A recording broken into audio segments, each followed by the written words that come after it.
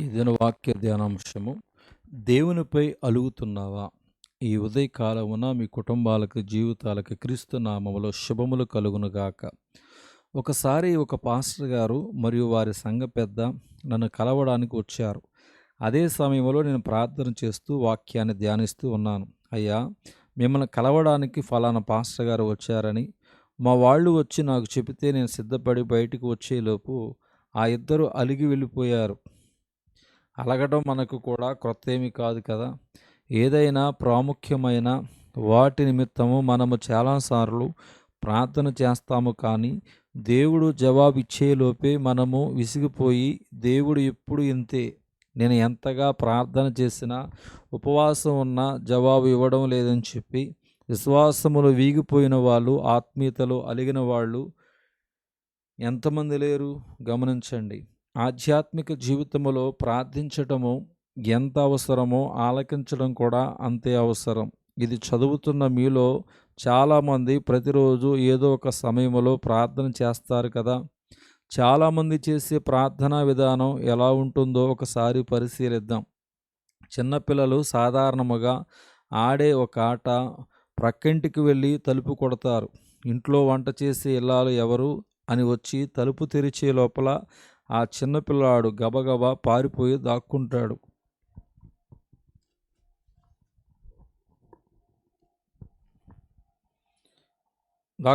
ఆ ఇల్లాలు ఇదేమిటి, ఎవరో వచ్చి తలుపు కొట్టారు, తీసేలేపి వెళ్ళిపోయారేమిటి అని అనుకుని తలుపు అనేది వేస్తుంది. మరలా ఈ పిల్లలు నెమ్మదిగా వచ్చి దబాదబా తలుపు కొట్టి ఆమె వచ్చేలోపు మరలా పారిపోతారు. ఆ ఇల్లాలు వచ్చి తలుపు తీసి చూస్తే అక్కడ ఎవ్వరూ ఉండరు. తలుపు కొడతారు, తీస్తే కనిపించరు. ఏమిటిది అని అనుకుని వెళ్ళిపోతుంది. ఇది చిన్న పిల్లల ఆట. చాలామంది చేసే ప్రార్థనా విధానం కూడా అలానే ఉంటుంది.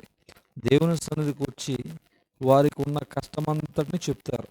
అప్పుడు దేవుడు, నా బిడ్డలు తన కష్టాన్ని నాతో పంచుకుంటున్నారని చెప్పి దేవుడు ఆ కష్టాన్నంతటిని విని, నా కుమారుడా, నా కుమార్తె, నీ కష్టాన్ని నేను విన్నాను, త్వరలో దానికి పరిష్కారం ఇవ్వబోతున్నాను అని మాట్లాడే లోపే మనం వెళ్ళిపోతాం. ఆయన మాట మనం వినే వరకు ఆగాలి కదా, కానీ ఆగం. ఓ ప్రశ్న, దేవుని సన్నిధికి వచ్చి మనం ప్రార్థన చేసేది మన కష్టాన్ని దేవునితో చెప్పుకోవడానిక, లేక దేవుడిచ్చే జవాబు పొందుకోవడానిక? మన కష్టం చెప్పుకోవటం ముఖ్యమా, లేక దేవుడు ఇచ్చే జవాబు పొందుకోవటం ముఖ్యమా? దేవుడిచ్చే జవాబు పొందుకోవటమే కదా ముఖ్యం. మరి అలా అయితే దేవుని సన్నిధికి వచ్చి ఆయనతో కష్టాన్ని పంచుకున్నప్పుడు ఆయన మనతో మాట్లాడేంత వరకు ఓపిక పట్టాలి కదా. అబ్బే, మనకు అంత సమయం ఎక్కడ ఉందండి? మనం ఎంత స్పీడ్గా మోకరిస్తామో అంతే స్పీడ్గా లేస్తాం. ఒక విషయం గమనించండి, మనం ప్రార్థన ద్వారా దేవునితో మాట్లాడతాం, ఆయన వాక్యం ద్వారా మనతో మాట్లాడతాడు. మనలో చాలామంది గబగబా వచ్చి ప్రార్థన చేసి వెళ్ళిపోతారు తప్ప, ప్రార్థన చేసిన తర్వాత దేవుని స్వరం పరిశుద్ధ గ్రంథం ద్వారా వినే ప్రయత్నం చేయరు. మనం ఏదైనా వాటి విషయమై ప్రార్థన చేస్తుంటే వాటికి దేవుడు జవాబు ఇచ్చేంత వరకు మన ఓపికతో ఎదురు చూడాలి.